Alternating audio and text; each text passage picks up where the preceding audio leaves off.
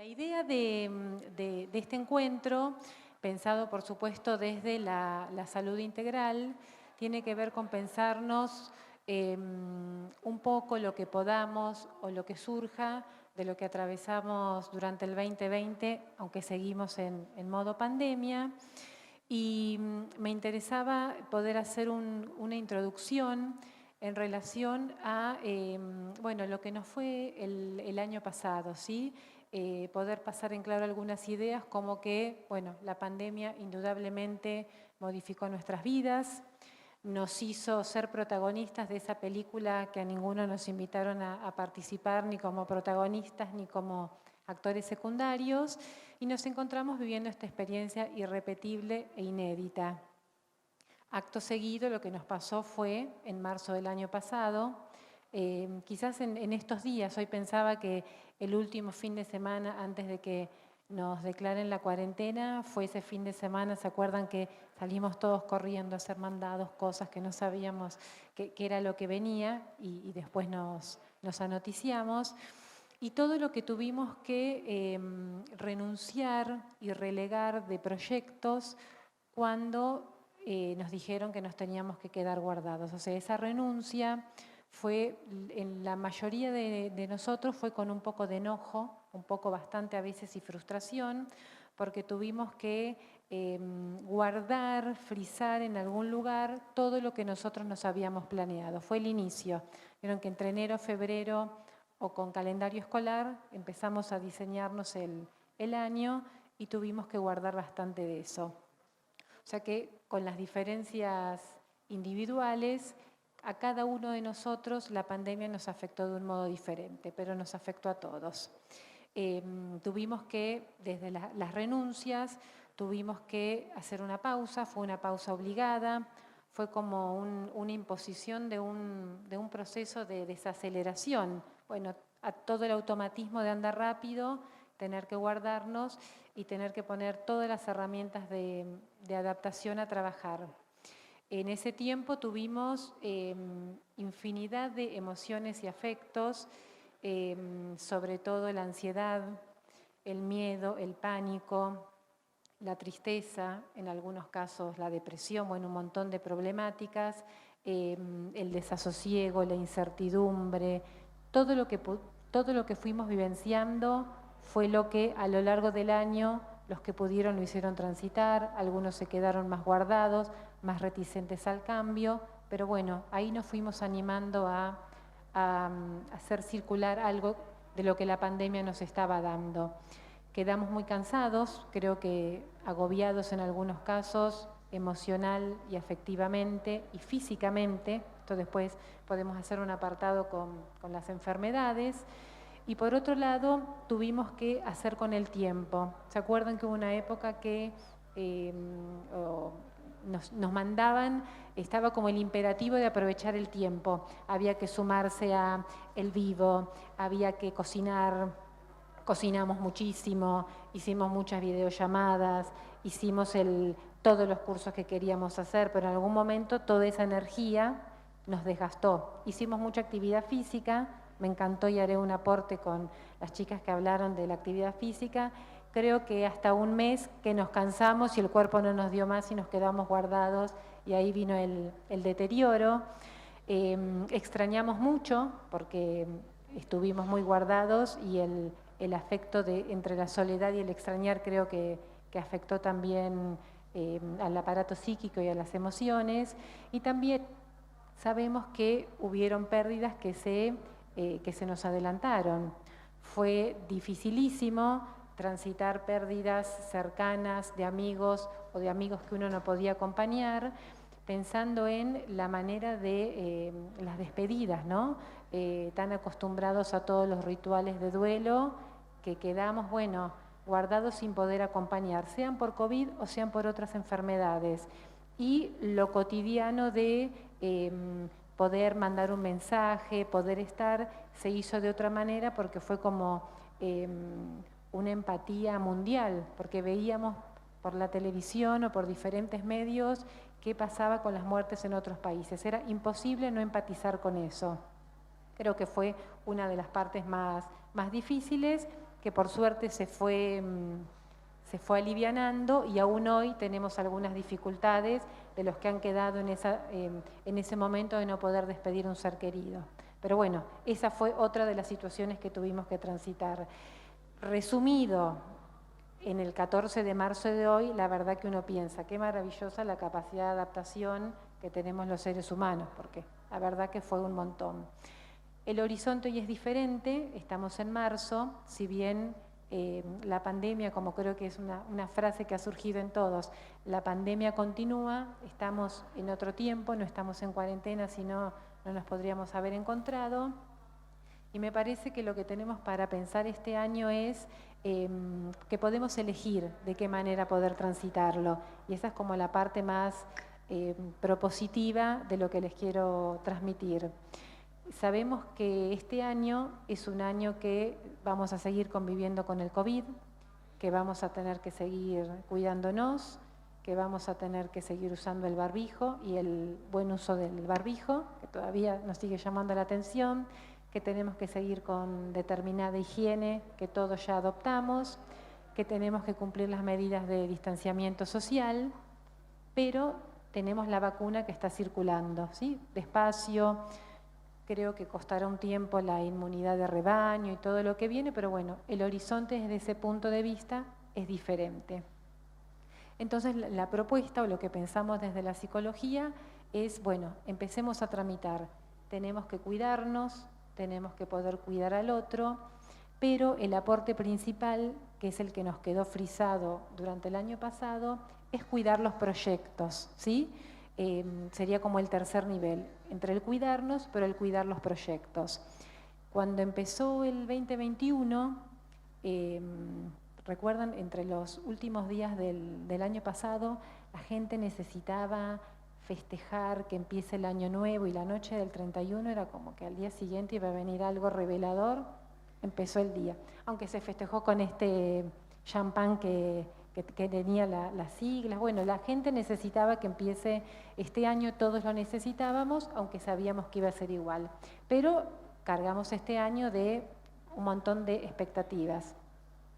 Le queremos cobrar lo que no pudimos hacer el año pasado. En este contexto, la propuesta sería ir más que despacito, pudiendo rearmar algo de lo cotidiano en relación a los proyectos que nos quedaron del año pasado y que tenemos ganas de seguirlos, de ponerlos en forma, los pendientes. Algunos, como hemos cambiado, quizás ya no nos interesen, esto creo que nos pasó a todos, que algo que deseaba, que quería poner en marcha, cayó por efecto de las situaciones que atravesamos, los pendientes y los nuevos. En ese horizonte está bueno poder pensarnos cómo ir basculando entre la realidad del virus que sigue, que tenemos que seguir con estos cuidados, pero por otro lado, frente a este hashtag nueva normalidad, es más lindo decir nueva cotidianeidad, en relación a todo lo que vamos a ir transformando para enriquecernos o poder tomar algo de lo del año pasado. Creo que ahí tenemos algo lindo para poder transformar de lo que nos quedó y de lo que podemos sostener. Hay algunos aportes que se hacen desde la psicología positiva, desde la psicología integrativa, que tienen que ver con hacer este balance, pero no solamente por lo que perdí y por lo que quiero hacer, sino de las situaciones que uno pudo aprender, ¿sí? Entre lo que sufrimos y lo que atravesamos, pero bueno, ¿qué me quedó de esas situaciones en donde jugué entre la paciencia y la impaciencia? Esto siempre estamos basculando, vieron, entre lo que atravesamos duro y lo que pudimos atravesar en otro tiempo. Creo que ahí tenemos mucho para transformar, concretar, aunque sabemos que muchas de estas transformaciones, sobre todo las de la tecnología, en esta rutina que tenemos hoy, llegaron para quedarse. El modo home office, el modo de atención remota, ya forman parte de nuestro cotidiano, pero tenemos que ver cómo acompañarlos con proyectos a corto y mediano plazo. Hoy muchos hablaban, sobre todo desde la actividad física, es corto y mediano plazo. Esto es una actividad muy linda y prospectiva, no es necesario irnos a largo plazo. En los tiempos que pasamos, el largo plazo es el futuro del cual no tenemos control. Pero a mediano y corto y mediano plazo me parece que es una linda propuesta para pensar. En muchos escritos de los que aparecen hoy desde la psicología se habla de la ilusión. Yo traje para leerles una definición de ilusión que la había marcado.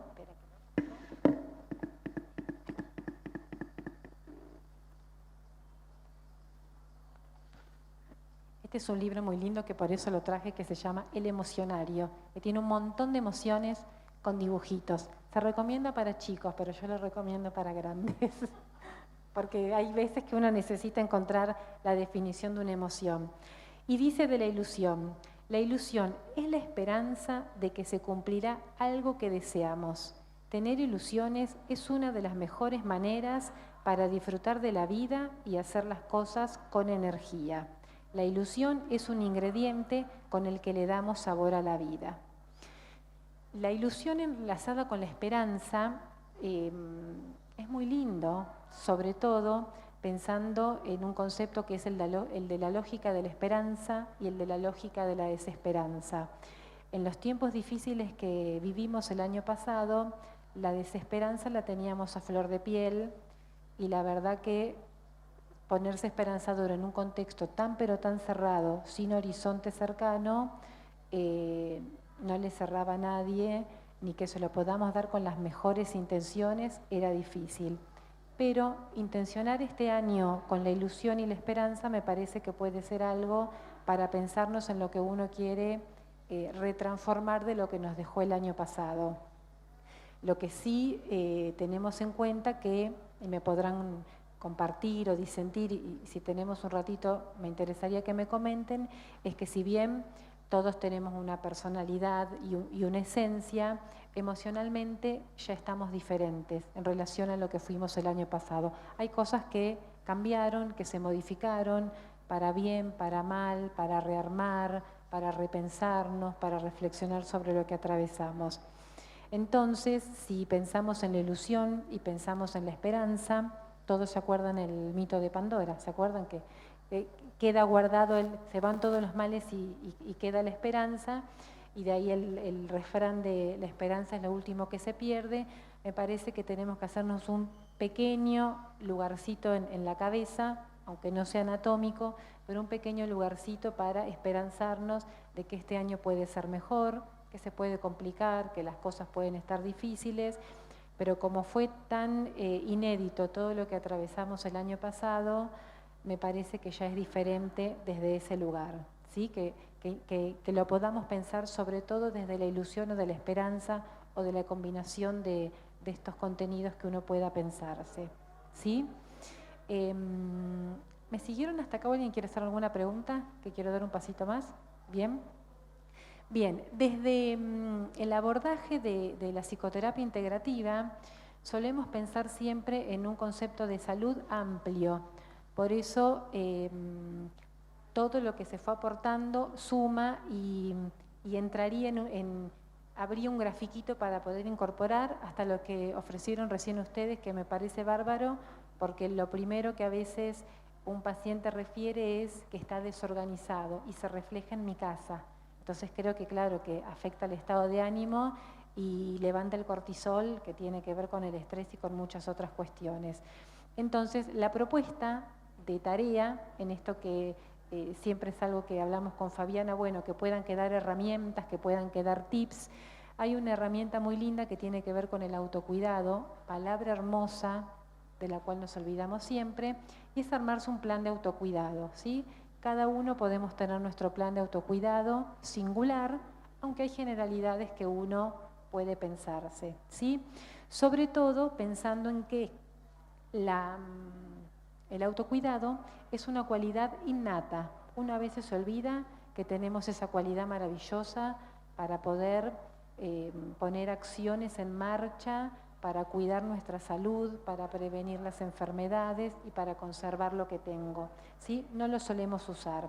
Quizás, como en muchas de las ponencias se marcaba el organizarse, el hacerse el plan, el planificar, un plan de autocuidado para tenerlo en situaciones de emergencia y que nos pueda acompañar para atravesar este año, es un lindo aporte y es una situación psicológicamente positiva, ¿sí? Este plan tiene 5 áreas, como las que se piensan desde esta psicoterapia, que son la salud emocional y mental, que son las que conocemos más los psicólogos, la física, que entran muchos del ejercicio y la nutrición, de los abordajes que hoy estuvieron, lo espiritual, que si bien no se habló mucho, circula, porque todos tenemos, no es más allá de la religión, es en qué creo, qué me acompaña, qué me ayudo, a qué intenciono. Y por último, todo lo que tiene que ver con la salud socioecológica o ambiental, que también entra cómo uno vive, cómo es su casa, en qué lugar vivimos, las condiciones que tenemos, bueno, si tenemos más o menos contaminación, pero esas 5 áreas están incorporadas en este plan de autocuidado y en el mismo concepto. Y está atravesado por lo que es el sentido de vida, ¿sí? Tiene que haber un sentido de vida para que uno se levante y arranque y se ponga a trabajar sobre eso, ¿sí? Quizás lo escucharon o no a este autor que escribió el libro El hombre en busca de sentido, Víctor Frank, que es un ejemplo de resiliencia para la humanidad, porque en las peores circunstancias de su vida pudo pensarse cómo dejar un legado a la humanidad. O sea, que es necesario que tengamos sentido de vida, que podamos pensar qué hace que nos levantemos cada mañana, ¿sí? En función de eso, traje para leerles también algunas ideas de lo que cada uno se puede pensar para armarse su plan de autocuidado. Muchos son para ampliarles, pero aunque sea como algunos titulares. El primero tiene que ver con esto del sentido de vida, del otro concepto tan interesante que es un concepto japonés, que lo habrán escuchado o no, si no es hermoso para buscarlo, que se llama Ikigai. El Ikigai es tener objetivo y propósitos de vida, ¿sí? Es tener un objetivo por el cual levantarse cada mañana y sobre todo se teorizó en las comunidades de Japón que tienen esas poblaciones longevas, y esa gente dice, yo todos los días tengo algo por lo que levantarme. El otro día, mientras armaba este material, me encontré con la película de la historia de Nureyev, quizás alguno la vio estos días, y hay una escena muy, muy fuerte donde él está hablando con su amiga, esta chilena que lo ayudó tanto, que ella había fallecido su novio en un accidente de tránsito y él le dice, ¿no tienes algo por lo que vivir? Entonces ella le dice que estaba tomando Valium, que su vida era un desastre, le cuenta todo y él le dice, hay que tener un motivo para el cual vivir, si no, ¿para qué vives? Es como una reflexión maravillosa en relación a esto, o sea que lo que tenemos que tener es propósito de vida, si no eso se asocia con patologías graves que están desde la salud mental. Bueno, con esto sería como para cerrar y poder pensárselo, ¿sí? Tener en los propósitos el Ikigai, elegir muy bien, pero muy bien a la gente que queremos cerca. Creo que la pandemia también colaboró en esta situación de estar en contacto con las personas que nos hacían bien, dejar en contacto con otros, soltar, armar nuevas redes. Bueno, tenemos que elegir muy bien con quién estar en contacto y a quiénes queremos en nuestra vida. Otro ítem que me parece muy lindo es leer historias de personas que nos inspiran. No es necesario que sean personas destacadas, sino historias mínimas, gente que a partir del desarrollo de su vida nos deja un mensaje para poder repensarnos la nuestra.